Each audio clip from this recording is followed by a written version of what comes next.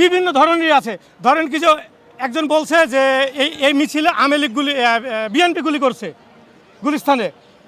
Police constable বলল না, এখানে বিএনপি গুলি করেনি, তো এখানে আওয়ামী লীগের লোক গুলি করছে, ওই পুলিশের চাকরি নাই। একজন সত্য কথা ফেসবুকে লেখছে, কমেন্ট করছে, উনার চাকরি নাই। আপনারা সকলেই জানেন আমরা 1522 জন পরিবার গত ফ্যাসিস্ট আওয়ামী লীগ সরকারের আমলে অবৈধ আদেশ না মানার কারণে বিভিন্ন রাজনৈতিক এজেন্ডা বাস্তবায়নের অবৈধ আদেশ না পালন করার জন্য সম্পূর্ণ বেআইনিভাবে সর্বোচ্চ বৈষম্যের শিকার করে আমাদেরকে অন্যায়ভাবে বেআইনিভাবে চাকরিচ্যুত করা হয়েছিল।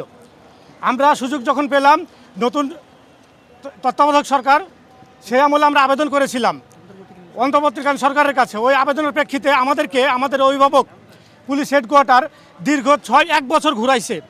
আজ নয়তো কাল, কাল নয়তো পরশু, এই করতে করতে আমাদেরকে হয়রানি শেষ ছিল না আমাদের। শেষ পর্যন্ত আমাদের ওই আন্দোলনটা মামলাতে, হামলাতে, গ্রেপ্তারেও পরিণত হয়েছিল। বর্তমানে যখন বাংলাদেশে নবনির্বাচিত সরকার এসেছেন, আমাদের মাননীয় প্রধানমন্ত্রী, মানবিক মন্ত্রী সাহেব, আমরা চাই ভিকটিম পুলিশ পরিবারের পক্ষ থেকে মাননীয় প্রধানমন্ত্রীর হস্তক্ষেপ, এবং আমরা ভিকটিম পুলিশ পরিবারের পক্ষ থেকে আমাদের প্রতিনিধি দল মাননীয় প্রধানমন্ত্রীর সাথে সাক্ষাৎ করতে চাই। আমরা মাননীয় মন্ত্রীর স্যারের উদ্দেশ্যে বলতে চাই, আমরা যদি কোনো অন্যায় অপরাধ করে থাকি স্যার, আমাদের কথা একটু শুনেন, 5 মিনিট হলো আমাদের সময় দেন। আমরা যদি আসলেই অন্যায় করে থাকি তাহলে আমরা মাথা নিচে করে চলে আসবো, আর কোনোদিন দাবিলে দাঁড়াবো না ইনশাল্লাহ।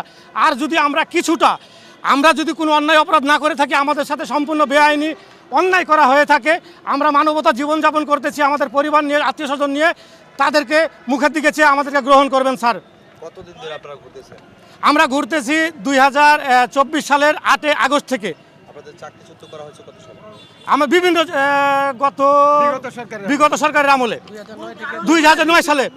মূল না, এটাতে হুমকি না, এটা হচ্ছে দেখেন আমরা কেউ অপরাধ করি নাই, অথবা ছোট্ট ছোট অপরাধ যার জন্য হালকা পানিশমেন্ট দিলেই পারত, সেই সব কারণে একজনের চাকরি 20 বছর 30 বছর আমাদেরকে কোনো কিছু সুযোগ সুবিধা না দিয়ে পুরো খালি হাতে পাঠাই দিছে। আমরা আত্মীয় স্বজন, বউ বাচ্চা, স্ত্রী, এরা কেনা কই যাব?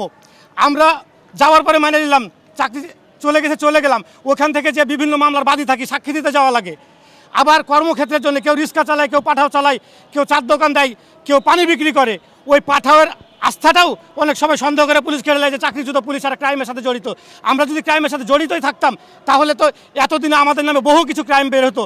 আমার Bangladesh police, Bangladesh victim police, আমি জোর গলায় বলতে পারি তাদের মুখপাত্র হয়ে, কেউ কোনো প্রকারের ক্রাইম এবং দেশবিরোধী, সরকার বিরোধী কোনো অপরাধের সাথে জড়িত নাই। আজকে আপনারা সচিবালয়ে আসছিলেন কেন? সচিবালয়ে আসছিলাম, আমরা মাননীয় প্রধানমন্ত্রীর হস্তক্ষেপ চাই আমাদের এই ফাইলের বিষয়ে, এবং আমরা সাক্ষাৎ করতে চাই ওনার সাথে। স্মারকলিপি দিছি, দিয়ে আলাম। কেমন কারণগুলো? বিভিন্ন কারণ ছিল, তাদের স্বার্থে আঘাত লাগলেই তারা কারণ ছিল, যেমন ধরেন ফেসবুক কমেন্ট, বিভিন্ন ধরনের আছে। ধরেন কি যে একজন বলছে যে এই মিছিলে আওয়ামী লীগ বিএনপি গুলি করছে গুলিস্তানে। পুলিশ কনস্টেবল বলল না, এখানে বিএনপি গুলি করেনি, তো এখানে আওয়ামী লীগের লোক গুলি করছে, ওই পুলিশের চাকরি নাই। একজন সত্য কথা ফেসবুকে লেখছে, কমেন্ট করছে, উনার চাকরি নাই। একজন মাদকের বিরুদ্ধে, মাদক বিরোধীর শ্রেষ্ঠ অফিসার, বারবার মাদক উদ্ধারে, মাদক অভিযানের শ্রেষ্ঠ অফিসার, তাকে ড্রপ টেস্ট করে বাড়ি পাঠিয়ে দিল। এই ড্রপ টেস্টটা ছিল মূলত বেনজিরের একটা কৌশল, মাদক ব্যবসায়ীকে লালন পালন করার জন্য এই মাদকের বিরুদ্ধে শ্রেষ্ঠ অফিসারগুলোকে ড্রপ টেস্ট করে বাড়ি পাঠাইছে। এরকম আমরা চাচ্ছি যে আমরা যদি ন্যায়সঙ্গত থাকি, আমরা যদি কোনো অন্যায় না করে থাকি, বৈষম্যের আমরা সর্বোচ্চ শিকার, আমরা খুব অসহায়, একটু পরীক্ষা করে দেখবেন। আমরা চাই মাননীয় প্রধানমন্ত্রীর সাথে সাক্ষাৎ করতে।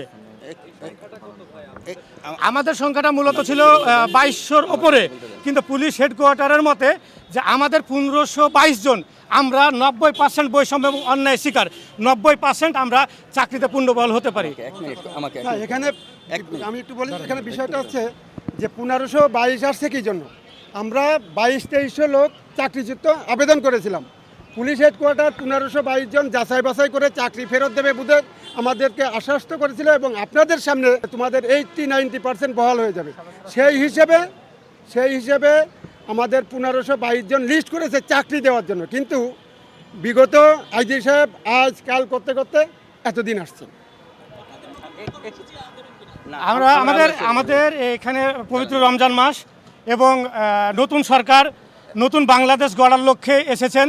সেই ক্ষেত্রে আমরা যদি কোনো রাজপথের, আমরা তো জনদুর্ভোগ চাই না, আমরা তো আইন শৃঙ্খলা বাহিনী, আমরা তো সেই ক্ষেত্রে আমরা নতুন কোনো কর্মসূচিতে যাব না।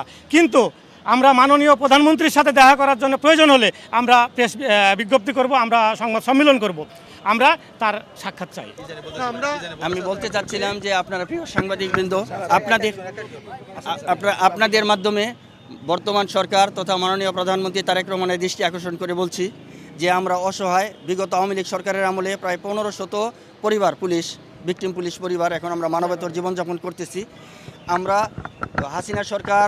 হাসিনা সরকার পদত্যাগের পলায়নের পর আমরা অধীর আশা নিয়ে আমরা ইউনূস সরকারের কাছে, আমরা ইন্টেরিয়াম গভর্নমেন্টের কাছে গিয়েছিলাম। উনি আমাদেরকে আশ্বস্ত করেছিলেন, আপনারা হয়তো সাক্ষী আছেন, উনি বলেছিলেন যে তোমাদেরকে আবার শপথে ফিরিয়ে দেওয়া হবে। আমাদেরকে একটা চিঠি ইস্যু করছিলেন।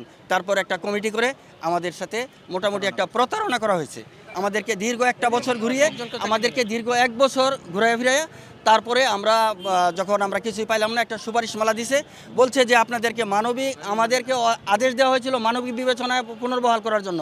সেখানে তারা ত্রুটি বিচ্যুতি নিরসনের লক্ষ্যে কমিটি গঠন করে আমাদেরকে একটা ঝুলন্ত অবস্থায় ফেলে দিচ্ছে আর আমাদের মিডিয়াতেও ওনারা কিন্তু প্রচার করছে, আপনারা তার সাক্ষী। দেশবাসী সবাই জানে আমরা চাকরি ফিরে পেয়েছি, আমাদের আত্মীয় স্বজন জানে, অথচ আসলে আমরা রাস্তায় পড়ে আছি। আমরা চাই মাননীয় প্রধানমন্ত্রী তারেক রহমান সহ আমরা এই যে আজকে ওনার কাছে আবেদন দাখিল করলাম, মাননীয় স্বরাষ্ট্রমন্ত্রীর কাছে আবেদন দিলাম, আপনারা দয়া করে আমাদের বিষয়গুলি একটু মানবিকভাবে জাতির সামনে তুলে ধরবেন।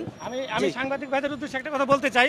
আমরা গত আগস্টের 8 তারিখ থেকে 2024-এর আগস্টের 8 তারিখ থেকে আজ অবধি পর্যন্ত আমাদের প্রত্যেকটা কর্মসূচি, আমাদের প্রত্যেকটা দাবি দাবা প্রত্যেকটা মিডিয়াতে আছে। অতএব আপনারা দেখবেন আমাদের সাথে কি বৈষম্যটা করা হয়েছে, একটু পুনরাবৃত্তি করে পুরাতন মিডিয়াগুলো দেখবেন। তা বিষয়টা আছে কি, বর্তমান যে প্রধানমন্ত্রী আছেন, ইনি আমাকে বলেছিলেন যে আমি উনার প্রটোকল ডিউটিতে ছিলাম। উনি 2006 সালে উনি উনার দেশের বাড়িতে বগুড়া থেকে আসতেছিলেন। আমার নাম জিজ্ঞেস করছিল, বলছিল প্রমোশন পেয়েছে। আমি বললাম যে স্যার পাইনি, আমি আপনার সময় ভর্তি। বলছিল কখনো বিপদে পড়লে আমার কাছে এসো। তা আজকে আওয়ামী লীগ সরকার আমাদেরকে তাড়া দিয়েছে, বিএনপির সময় আমরা ভর্তি। প্রধানমন্ত্রীর কাছে সেই আবদার যে স্যার আপনি আমাদের বিষয়টা দেখেন, আপনি নিজে মুখে বলেছিলেন।